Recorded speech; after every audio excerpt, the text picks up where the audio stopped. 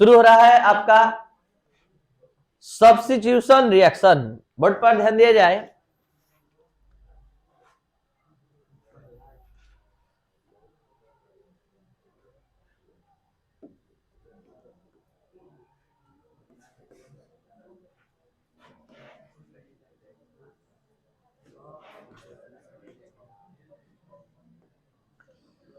आज के क्लास में आप सभी स्टूडेंट पढ़ने जा रहे हैं रिएक्शन मैकेनिज्म चैप्टर के अंतर्गत बहुत ही important reaction substitution reaction.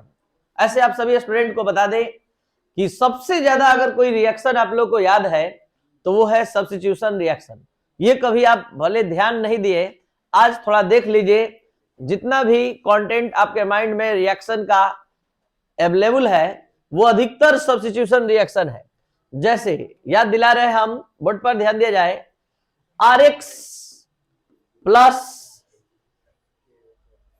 KCN, RX plus KOH, RX plus NH3, ठीक है। क्या होता है इस तीन रिएक्शन में, जरा बोर्ड पर ध्यान दिया जाए। CN जाकर X को सब्स्टिट्यूट करता है, प्रतिस्थापित करता है और यह बन जाता है RCN प्लस KX। इस रिएक्शन में भी OH जाकर X को डिस्प्लेस करता है, बन जाता है ROH और KX। ध्यान देंगे आप सभी स्टूडेंट, यहां पर भी R जाकर NH2 जाकर X को डिस्प्लेस करता है और बन जाता है RNH2 प्लस HX। यहां पर एक एग्जांपल, आपको अगर कुछ भी डाउट है तो क्लियर कर लीजिए। मिथाइल क्लोराइड लिए, KCN से रिएक्शन करवाए, CN जाकर Cl को डिस्प्लेस करेगा, मिथाइल साइनाइड। तो आप देख सकते हैं इन सभी रिएक्शन में हो क्या रहा है, किसी कंपाउंड में, बोर्ड पर, किसी कंपाउंड में प्रेजेंट किसी एटम और ग्रुप को किसी दूसरे एटम और ग्रुप द्वारा डिस्प्लेस या रिप्लेस या सब्स्टिट्यूट किया जा रहा है, कहलाता है सब्स्टिट्यूशन रिएक्शन। मतलब ऐसा केमिकल रिएक्शन जिसमें किसी कंपाउंड में एटम और ग्रुप को, किसी कंपाउंड के एटम और ग्रुप को किसी दूसरे कंपाउंड के एटम और ग्रुप द्वारा डिस्प्लेस किया जाता है या फिर सब्स्टिट्यूट किया जाता है। तो इस तरह के केमिकल रिएक्शन को हम सब्स्टिट्यूशन रिएक्शन कहते हैं। यह सब्स्टिट्यूशन रिएक्शन जब भी संपन्न होता है, किसी भी कार्बन एटम के हाइब्रिडाइजेशन का टाइप नहीं चेंज होता है। जैसे आप सभी स्टूडेंट इस मिथाइल क्लोराइड को देख सकते हैं, इस कार्बन के चारों तरफ 4 सिग्मा बॉन्ड है। 4 सिग्मा बॉन्ड से आप sp3 हाइब्रिडेशन समझते हैं। आफ्टर रिएक्शन ये मिथाइल क्लोराइड बना, मिथाइल साइनाइड बनाया, तो मिथाइल साइनाइड बनाने के बाद भी कितने सिग्मा बॉन्ड रह गए? 4। तो हाइब्रिडाइजेशन sp3 था और sp3 है, यानी there is no change in the types of hydrogen at the carbon atom. Carbon atom का हाइब्रिडाइजेशन का टाइप चेंज नहीं होता है सब्स्टिट्यूशन रिएक्शन में। बस कोई एटम और ग्रुप, उसके जगह पर कोई दूसरा एटम और ग्रुप आ जाता है। यही सब्स्टिट्यूशन रिएक्शन है। ये 3 टाइप्स के होते हैं सब्स्टिट्यूशन रिएक्शन। पहला फ्री रेडिकल सब्स्टिट्यूशन रिएक्शन, दूसरा इलेक्ट्रोफिलिक और तीसरा न्यूक्लियोफिलिक। बहुत इजी वे में आप इसको अपने माइंड में रखें। वैसा सब्स्टिट्यूशन रिएक्शन जो फ्री रेडिकल के मदद संपन्न होता है, फ्री रेडिकल सब्स्टिट्यूशन रिएक्शन कहलाता है। जो इलेक्ट्रोफाइल के मदद से हेल्प से संपन्न होता है, फ्री रेडिकल, ये इलेक्ट्रोफिलिक सब्स्टिट्यूशन रिएक्शन कहलाता है। और जो न्यूक्लियोफाइल की मदद से संपन्न होता है उसे कहते हैं न्यूक्लियोफिलिक सब्स्टिट्यूशन रिएक्शन। ये 3 अटैकिंग रिएजेंट है, फ्री रेडिकल, इलेक्ट्रोफाइल, न्यूक्लियोफाइल, जिसको हमने पिछले लेक्चर में अच्छे से समझाया है। ये फ्री रेडिकल होमोलिटिक फिजन के दौरान बनने वाला केमिकल स्पीसीज है, काफी रिएक्टिव और अनस्टेबल होता है। तो फ्री रेडिकल की सहायता से फ्री रेडिकल सब्स्टिट्यूशन रिएक्शन हम लोग पढ़ेंगे। तो यहां सब्स्टिट्यूशन रिएक्शन को हमने डिस्कस किया, such type of chemical reaction in which atom और group is replaced by another atom और ग्रुप। मतलब किसी कंपाउंड में स्थित एटम और ग्रुप को रिप्लेस किया जाता है दूसरे एटम और ग्रुप द्वारा। तो इस तरह के रिएक्शन को सब्स्टिट्यूशन रिएक्शन कहते हैं। और इसमें कार्बन एटम के हाइब्रिडेशन का टाइप चेंज नहीं होता है। अब बात करते हैं फ्री रेडिकल सब्स्टिट्यूशन रिएक्शन का। तो फ्री रेडिकल सब्स्टिट्यूशन रिएक्शन क्या है, ध्यान से समझा जाए। The substitution reaction which is carried out with the help of free radicals, वह सब्स्टिट्यूशन रिएक्शन जो फ्री रेडिकल की सहायता संपन्न होता है, फ्री रेडिकल सब्स्टिट्यूशन रिएक्शन कहलाता है। आपको बता दें कि फ्री रेडिकल की मदद से जब भी कोई केमिकल रिएक्शन होता है 3 स्टेप में होता है। पहला जो स्टेप होता है उसका नेम होता है इनिशिएशन, जिसको हिंदी में प्रारंभन कहते हैं, जिसमें फ्री रेडिकल का फॉर्मेशन होता है। दूसरा प्रोपेगेशन, जिसमें फ्री रेडिकल अटैक करता है। और तीसरा जो है टर्मिनेशन, जिसको समापन बोलते हैं, इसमें फ्री रेडिकल आपस में मिलकर फिर से मॉलिक्यूल बनाते हैं। तो आइए सबसे पहले इसके मैकेनिज्म को देखते हैं। इस रिएक्शन के आपको बता दें कि ये जो रिएक्शन है ये आप इस 12th स्टैंडर्ड में सबसे पहला रिएक्शन पढ़े थे, methane plus Cl2 methyl chloride HCl, जो आप बहुत इजी वे में समझ रहे थे कि कितना आराम से होने वाला रिएक्शन है, जबकि इसका मैकेनिज्म आप देखेंगे तो समझ में आएगा कुछ इसमें कुछ ज्यादा ही समझना है, क्योंकि पहले फ्री रेडिकल का फॉर्मेशन होता है, फिर फ्री रेडिकल का अटैक होता है, तब टर्मिनेशन होता है। तो पहले क्या होगा, इस मीथेन प्लस Cl2 में Cl2 अपने आप को तैयार करेगा, मतलब फ्री रेडिकल बनाएगा। और ये फ्री रेडिकल के फॉर्मेशन का कॉन्सेप्ट यूवी लाइट के प्रेजेंस में होता है। तो ये यूवी लाइट के प्रेजेंस में ये फ्री रेडिकल देखिए आपके सामने बन रहा है, ये फ्री रेडिकल का फॉर्मेशन होगा। और इस तरह से क्लोरीन फ्री रेडिकल, इसका नाम क्लोरीन फ्री रेडिकल है, क्लोरीन फ्री रेडिकल का फॉर्मेशन हो गया। अब ये क्लोरीन फ्री रेडिकल तुरंत मीथेन पर अटैक करने के लिए तैयार है आपके सामने। ये मिथाइल और हाइड्रोजन फ्री रेडिकल अलग अलग होमोलिटिक फिजन से होगा, और ये Cl जो है फ्री रेडिकल वो H के साथ मिलकर HCl मॉलिक्यूल बना देगा। दोनों आपस में एक एक इलेक्ट्रॉन के शेयरिंग करके HCl बन जाएगा, और ये मिथाइल फ्री रेडिकल रह गया। अब ये मिथाइल फ्री रेडिकल पर अनदर मॉलिक्यूल Cl2 का तुरंत अटैक करेगा, तो ये फ्री रेडिकल बनकर ही इस पर अटैक कर सकता है, क्योंकि ये भी खुद फ्री रेडिकल है। तो यहां पर ये इस तरह से इस पर अटैक करेगा और बन जाएगा मिथाइल क्लोराइड। यही है हमारा मेन प्रोडक्ट। और इस पूरे फॉर्मेशन में, इस पूरे प्रोसेस में दो तरह के फ्री रेडिकल का फॉर्मेशन हुआ, एक क्लोरीन और एक मिथाइल, दो तरह के फ्री रेडिकल। आपको बता दें कि ये दोनों तरह के फ्री रेडिकल आपस में कंबाइन करते हैं, आपस में और एक दूसरे से। आपस में मतलब Cl Cl2, CH3 C2H6 और Cl CH3, तो मिथाइल क्लोराइड बनेगा। मतलब टर्मिनेशन में ये सभी फ्री रेडिकल आपस में कंबाइन करके मॉलिक्यूल का फॉर्मेशन करते हैं। तो Cl के कॉम्बिनेशन से बनता है Cl2, CH3 फ्री रेडिकल के कॉम्बिनेशन से CH3 फ्री रेडिकल के कॉम्बिनेशन से बनता है C2H6। और अब ये मिथाइल और क्लोरीन फ्री रेडिकल के कॉम्बिनेशन से बनता है मिथाइल क्लोराइड। मतलब सभी फ्री रेडिकल टर्मिनेट कर जाते हैं मॉलिक्यूल में। और इस तरह से आपका मेन, इस पूरे प्रोसेस में यहां पर आप देख सकते हैं आपका मेन प्रोडक्ट प्राप्त हो चुका है मिथाइल क्लोराइड। और ये है इस रिएक्शन का कंप्लीट मैकेनिज्म। अब हम बात करते हैं इलेक्ट्रोफिलिक सब्स्टिट्यूशन रिएक्शन का, जो सबसे ज्यादा समझने लायक है इस मैकेनिज्म के क्लास में। सबसे पहले आपको बता दें कि इलेक्ट्रोफिलिक सब्स्टिट्यूशन में रिएक्शन में हमेशा इलेक्ट्रोफाइल का पहले फॉर्मेशन होता है। इलेक्ट्रोफाइल कैसे बनता है यही मेन समझना है। और वही इलेक्ट्रोफाइल जाकर तुरंत बेंजीन न्यूक्लियस पर अटैक करता है और रेजोनेंस का प्रोसेस, रेजोनेंस स्टेबलाइजेशन का प्रोसेस शुरू होता है, और तब जाकर हम फाइनल प्रोडक्ट तक पहुंच पाते हैं। तो क्या होता है इलेक्ट्रोफिलिक सब्स्टिट्यूशन रिएक्शन, क्या होता है इलेक्ट्रॉन्स ने ही प्रतिस्थापन अभिक्रिया, आप इसको ध्यान से समझने का प्रयास करेंगे। The substitution reaction which is carried out with the help of electrophile is called electrophilic substitution reaction. वैसा सब्स्टिट्यूशन रिएक्शन जो इलेक्ट्रोफाइल के मदद संपन्न होता है इलेक्ट्रोफिलिक सब्स्टिट्यूशन रिएक्शन कहलाता है। इसका बेस्ट एग्जांपल है फ्राइडेल क्राफ्ट रिएक्शन।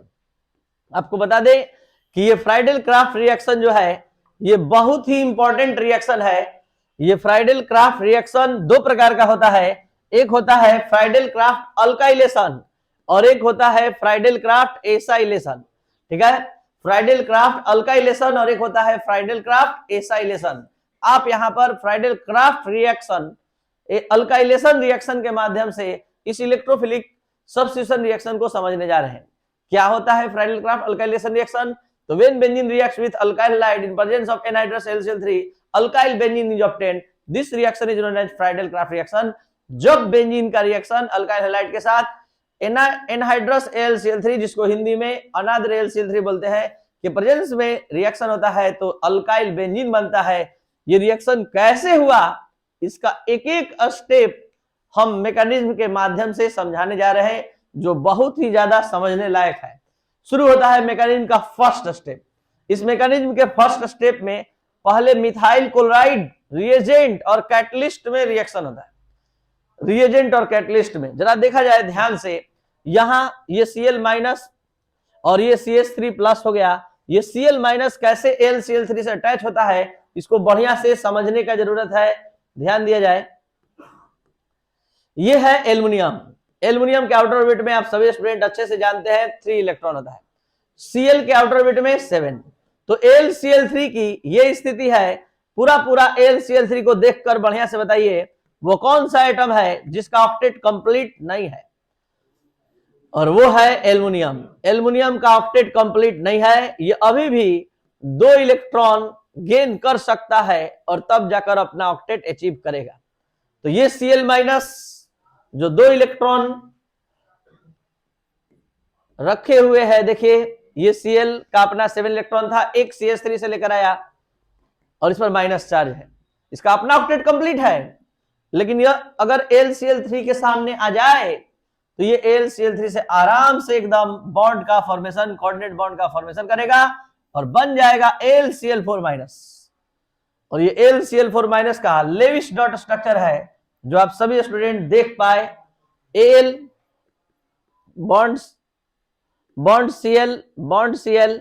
Cl और ये वाला जो है Cl माइनस है, कोऑर्डिनेट बॉन्ड से जुड़ा है, ये AlCl4 तो कैसे AlCl4 होता है, कैसे ये क्लोरीन को रख पाता है, ये ध्यान देना है कि यहां जो क्लोरीन माइनस अटैचमेंट दिखाया है, ये अटैचमेंट कैसे दिखाया है, कोऑर्डिनेट बॉन्ड से। और AlCl3 कैटलिस्ट था और ये Cl माइनस को अटैच करके AlCl4 में कन्वर्ट हो गया। अब हमारा इलेक्ट्रोफाइल, इसी बहाने इलेक्ट्रोफाइल का फॉर्मेशन हो गया है। अब ये इलेक्ट्रोफाइल जाकर बेंजीन पर अटैक करेगा। तो ये बेंजीन पर कैसे अटैक करता है इसका डिटेल स्टडी हम लोग करने जा रहे हैं।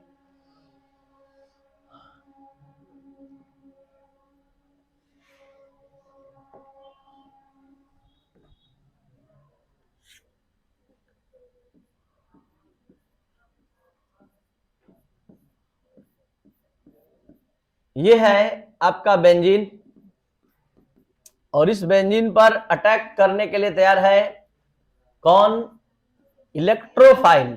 और इलेक्ट्रोफाइल के रूप में हमने किसको तैयार किया, CH3 प्लस को। और ये CH3 प्लस अटैक तब करेगा जब इस बेंजीन पर चार्ज ऑरिजिनेट होगा, और ये चार्ज आपके सामने ऑरिजिनेट होने जा रहा है। अगर हम इस बॉन्ड का मोमेंट इधर की ओर करते हैं तो इस कार्बन पर कौन सा चार्ज, माइनस, और इस पर। अब आप बताइए कि CH3 प्लस को अटैक करना है, ये कहां अटैक करेगा, निगेटिव चार्ज वाले कार्बन पर, और निगेटिव चार्ज वहीं पर उत्पन्न होने का संभावना है 100%। तो इसलिए यहां पर हम इसका अटैकिंग दिखा पाए।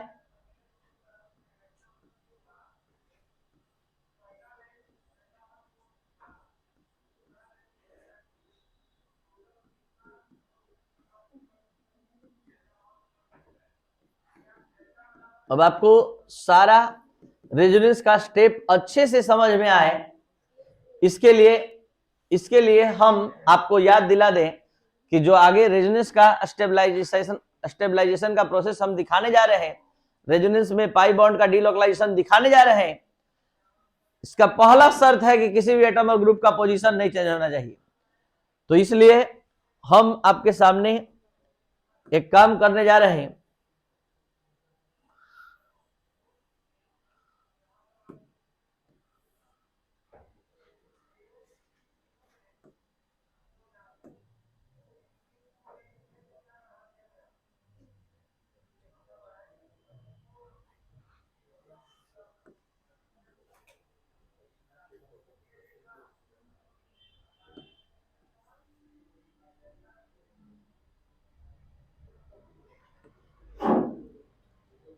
चलिए ध्यान दिया जाए, शुरू कर रहे हैं हम अपना प्रोसेस जो हम वहां रोक के रखे थे। जैसे था बेंजीन वैसे हमने यहां सारा कुछ लिखना स्टार्ट किया। यहां पर कौन सा चार्ज आ चुका है, माइनस, और यहां कौन सा चार्ज, प्लस। ध्यान देंगे यहां पर प्लस चार्ज है और यहां क्या है, माइनस। और ये CH3 प्लस यहां आ चुका है, बॉन्ड बनाने के लिए तैयार है।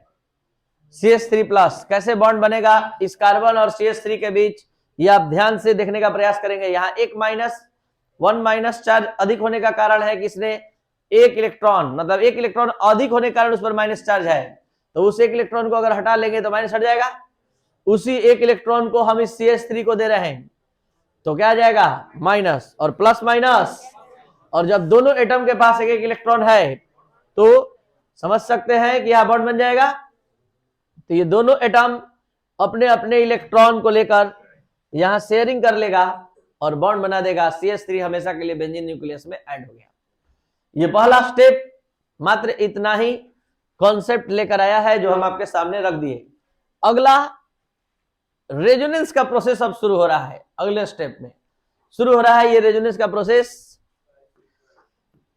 यहां पर इलेक्ट्रॉन का शिफ्टिंग आपके सामने इस ओर होगा। अब आप बोलेंगे आगे आगे इस पर कौन सा चार्ज लिख दे, माइनस, ठीक है, और इस पर कौन सा चार्ज लिख दे, प्लस। और इस बॉन्ड को हमने टच नहीं किया है, इस CH3 को हमने टच नहीं किया है, और इस पर पहले से पॉजिटिव चार्ज है। इस पर प्लस पहले से था, CH3 पहले से था, बॉन्ड पहले से था, इस बॉन्ड का डिलोकलाइजेशन हुआ है। अब आप इसके बीच बॉन्ड बनते हुए देख पाएंगे। सोचना शुरू कीजिए, इस पर माइनस है तो क्यों है, एक ज्यादा लिया है, उस एक इलेक्ट्रॉन को हटा रहे हैं तो माइनस हट जाएगा। उसी एक इलेक्ट्रॉन को हम इसको दे दिए तो माइनस आ जाएगा, प्लस माइनस, तो यहां कैंसिल हो गया। अब दोनों के पास एक एक इलेक्ट्रॉन है तो शेयरिंग करके बॉन्ड बना लेगा। तो यहां पर ये शेयरिंग करके बॉन्ड बना लेगा, एक नया बॉन्ड बनता हुआ दिख रहा है। अगला स्टेप,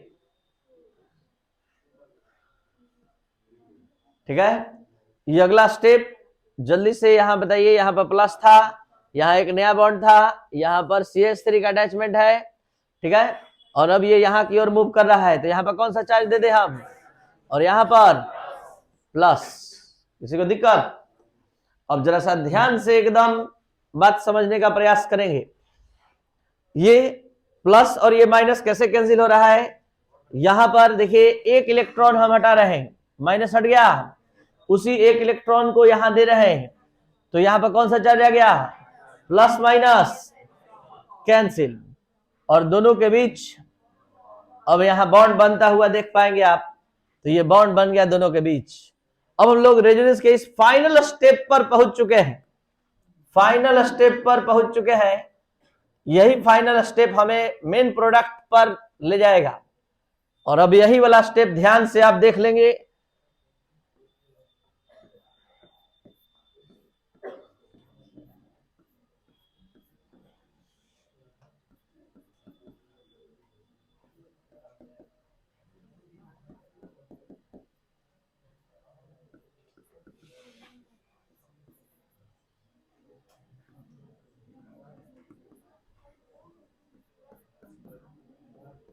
प्लस चार्ज है, याद है आप लोग को, LCl3 LCl4 बन गया था।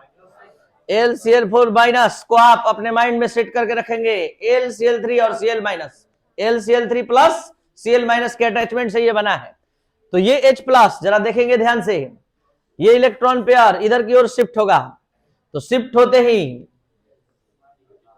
बताइए इस बॉन्ड में 2 इलेक्ट्रॉन था और ये पूरा इसी कार्बन पर शिफ्ट हो जाए, तो शिफ्ट हो जाए तो बोलिए क्या होगा, इस कार्बन पर कौन सा चार्ज आने जा रहा है, माइनस, और पहले से इसके बगल वाले एडजेसेंट कार्बन पर, ठीक है। चलिए जो जो जैसे जैसे बॉन्ड है लिखवाइए तो जरा जल्दी से। यहां पर बॉन्ड था, यहां पर बॉन्ड था, यहां H था, यहां भी H, यहां भी H, H H, और ये देखिए CH3, और ये H का इलेक्ट्रॉन खींचा है तो माइनस चार्ज, और यहां पहले से क्या था, आपके सामने ये बॉन्ड बनेगा। कैसे बनेगा आप लोग को पता है, एक इलेक्ट्रॉन हटाएंगे माइनस हट जाएगा। अब बोलिए उसी एक इलेक्ट्रॉन को हम इसको देने जा रहे हैं, तो प्लस माइनस कैंसिल, और प्लस माइनस कैंसिल, तो देखिए दोनों के बीच शेयरिंग होकर बॉन्ड बन गया, और इस तरह से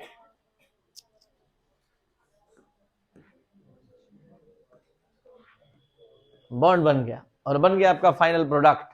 क्या निकाले हैं उसमें से, H प्लस, H प्लस दे दीजिए Cl माइनस को, Cl माइनस दिखाई दे रहा है आप लोग को, LCl4 माइनस के पास है, जो यूज कर लिया था उसका अटैच करके बॉन्ड बना लिया था, और अब AlCl3 फिर से पूरे रिएक्शन को कंप्लीट कराकर हीरो के जैसा बाहर निकल जाता है। यही AlCl3 इलेक्ट्रोफाइल बनाने में हेल्प किया था और Cl- को कैरी किया था। अब यही AlCl3 फिर से रिएक्शन के लास्ट में बाहर निकल गया एज ए कैटलिस्ट का रोल यही है। तो यहां पर इस पूरे मैकेनिज्म में जो फर्स्ट स्टेप है काफी समझने लायक है, जहां पर इलेक्ट्रोफाइल का प्रोडक्शन हुआ, और फिर उसके बाद यहां से रेजोनेंस का स्टेबलाइजेशन हुआ है। देखिए ये 3 स्टेप्स जो आप देख पा रहे हैं, ये डबली हेडेड एरो इशारा कर रहा है कि इस तीनों स्टेप में रेजोनेंस का स्टेबलाइजेशन हो रहा है, और ये इस तरह से पहुंच गया यहां पर। अब फाइनल स्टेप में यहां से जैसे ही H+ बाहर निकलेगा तब ये फाइनल प्रोडक्ट में कन्वर्ट हो पाएगा और मिथाइल बेंजीन बन गया प्लस HCl प्लस AlCl3। कोई दिक्कत है? इसको अच्छे से आप सभी स्टूडेंट नोट करेंगे, और एक अगर आप लोग को अच्छे से समझ में आया आज का पढ़ाई, तो आप इस मैकेनिज्म को अगर कंप्लीट करके दिखा देंगे तो हम समझ जाएंगे कि आप अच्छे से समझ गए हैं। और ये रिएक्शन आप सभी स्टूडेंट को याद है, benzene plus Cl2 presence of FeCl3 310 to 320 kelvin. याद है ये रिएक्शन FeCl3 के प्रेजेंस में 320 केल्विन, और ये बन गया था क्या? Chlorobenzene plus HCl। Just like यहाँ FeCl4- बनेगा, थोड़ा सा हिंट कर दे रहे हैं। FeCl3 और Cl2 के साथ रिएक्शन होगा तो Cl+ बनेगा और FeCl4- बनेगा। ये Cl2 पहला स्टेप आपके हेल्प के लिए, मैकेनिज्म का पहला स्टेप है ये। FeCl3 से रिएक्शन होगा, Cl+ बनेगा, इलेक्ट्रोफाइल बनकर तैयार हो गया। अब ये FeCl4-, अब इसको आप लेकर अटैक करवाएंगे बेंजीन पर जस्ट लाइक CH3+, और पूरा रेजोनेंस का स्टेबलाइजेशन करवाएंगे। तो इसका मैकेनिज्म आपको कंप्लीट करना है घर से। चलिए